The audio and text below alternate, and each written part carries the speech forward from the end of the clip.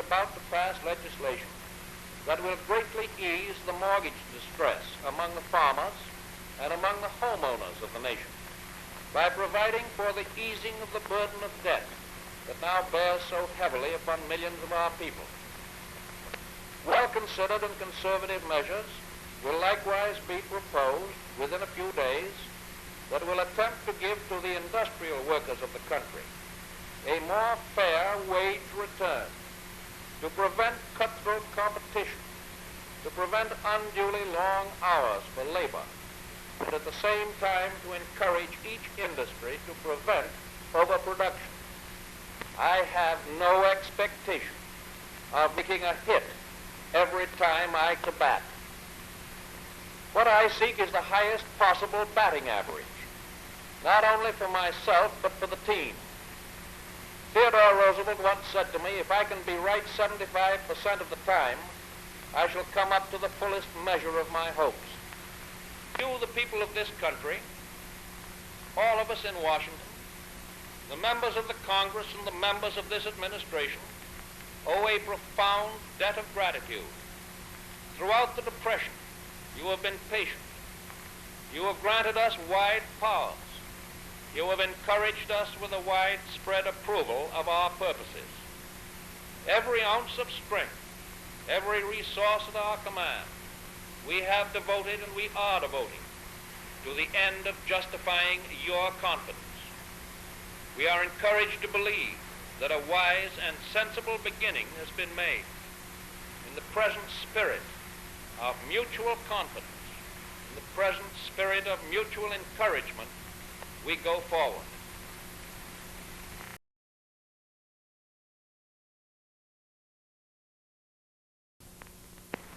It is 3 months, my friends, since I have talked to the people of this country about our national problems. But during this period, many things have happened, and I am glad to say that the major part of them have greatly helped the well-being of the average citizen. In the short space of these few months, I am convinced that at least 4 million have been given employment. Or saying it another way, 40% of those seeking work have found it. That does not mean, my friends, that I am satisfied or that you are satisfied that our work is ended. We have a long way to go, but we are on the way. We come to the relief, for a moment, of those who are in danger of losing their farms or their homes. I have publicly asked that the foreclosure on farms and chattels and homes be delayed until every mortgagor in the country has had full opportunity to take advantage of federal credit. And I make the further request that if there is any family in the United States about to lose its home or its farm, that family should telegraph at once, either to the Farm Credit Administration or the Home Loan Corporation in Washington, requesting their help. I do not hesitate to say that although the prices of many products of the farm have gone up, and although many farm families are better off than they were last year, I am not satisfied. It is definitely a part of our policy to increase the rise and to extend it to those products that have as yet felt no benefit. If we cannot do this one way, we will do it another. But do it, we will. When we have restored the price level, we shall seek to establish and maintain a dollar which will not change its purchasing and debt-paying power during the succeeding generation. I said that in my message to the American delegation in London last July, and I say it now once more. Our dollar is now altogether too much influenced by the internal policies of other nations. Therefore, the United States must take firmly in its own hands the control of the gold value of our dollar. And as a further effective means to that end, I am going to establish a government market for gold in the United States. Therefore, under the clearly defined authority of existing law, I am authorizing the Reconstruction Finance Corporation to buy or sell gold at prices to be determined from time to time after consultation with the Secretary of the Treasury and the President. This is a policy and not a mere expedient. I have told you the story of our steady but sure work in building our common recovery. In my promises to you, both before and after March 4th, I made two things plain. First, that I pledged no miracles, and second, that I would do my best. I thank you for your faith. Our troubles will not be over tomorrow, but we are on our way, and we are headed in the right direction.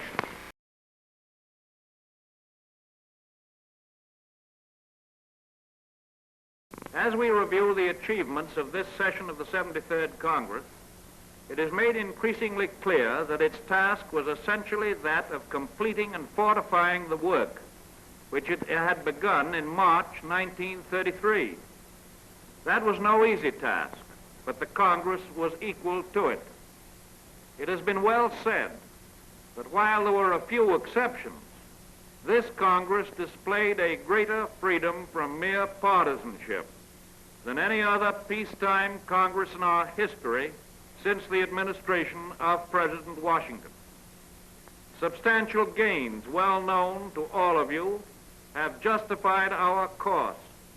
I could cite statistics to show you as unanswerable measures of our national progress.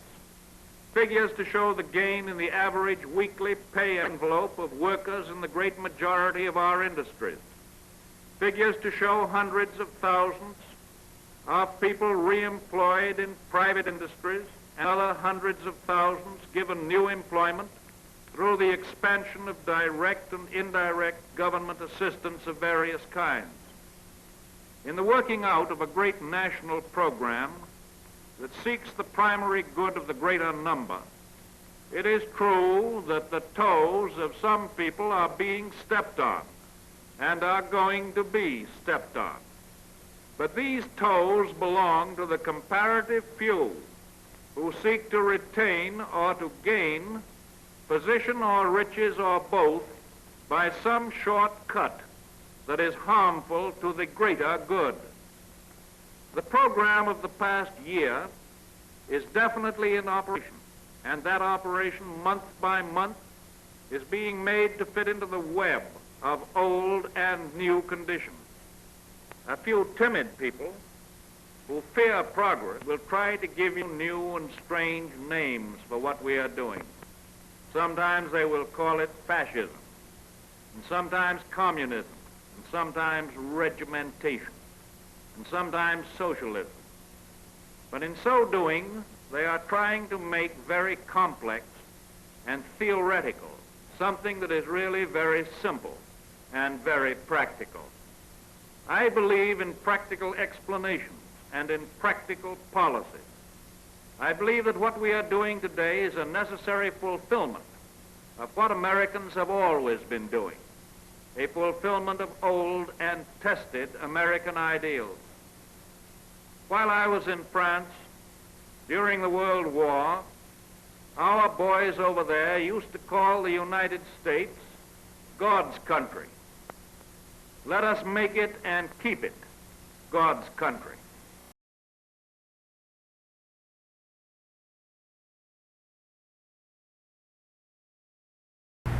My most immediate concern is in carrying out the purposes of the great work program just enacted by the Congress.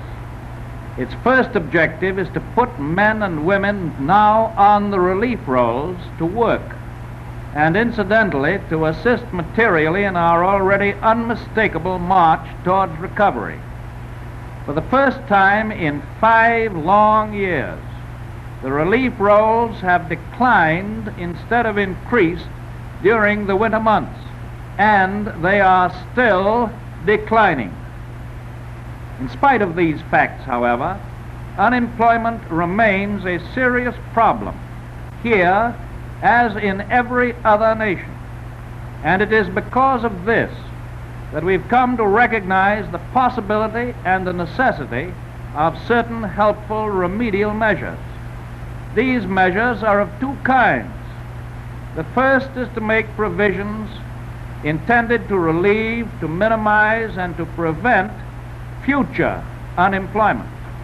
The second is to establish measures, the practical means to help those who are unemployed in the present emergency. Our Social Security legislation is an attempt to answer the first of these questions, and our work relief program the second.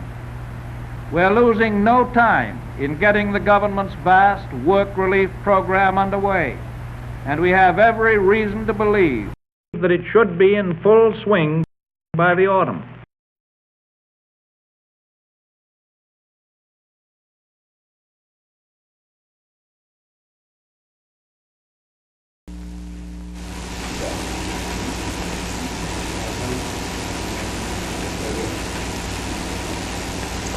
Democracy has disappeared in several other great nations, not because the people of those nations disliked democracy, but because they had grown tired of unemployment and insecurity, of government confusion, government weakness. Finally, in desperation, they chose to sacrifice liberty in the hope of getting something to eat. We in America know that our own democratic institutions can be preserved and made to work. But in order to preserve them, we need to act together to meet the problems of the nation boldly and to prove that the practical operation of democratic government is equal to the task of protecting the security of the people. History proves that dictatorships do not grow out of strong and successful governments, but out of weak and helpless ones. We are a rich nation. We can afford to pay for security and prosperity without having to sacrifice our liberties into the bargain.